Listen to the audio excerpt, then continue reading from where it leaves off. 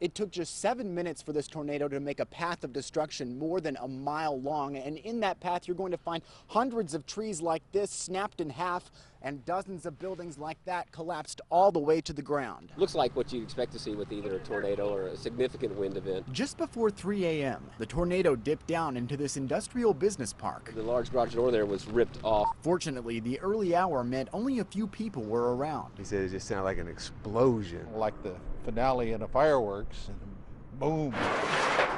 They gathered this morning to clean up,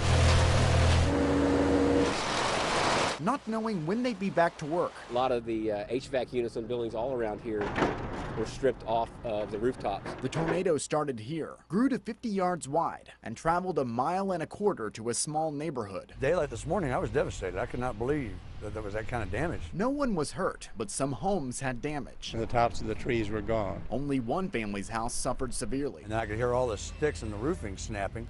But we had no idea that it was, the whole roof had went. And then we tried to seek shelter in the hallway, and the roof started pouring water on us. This was one of 3 possible tornadoes in Texas overnight: San Antonio, Rock Springs, and Austin. In the last half century, the Austin metro area has seen 234 tornadoes, and January tornadoes are rare. Only 12 have happened here during that time. In fact, the last was in 2007, the strongest January storm we've seen in 5 years. A tornado touched down in San Marcos, and 2 women drowned that day. Lose some material things, you realize what's important. My family didn't get hurt, and we were able to save our pets, and that's all that really matters. Just 500 yards from where we're standing right now is a hangar that holds the Starflight helicopters that are used in rescues like today's flooding. If this tornado would have had a slightly different path, those rescues would have been almost impossible. Josh Hinkle, KXAN News.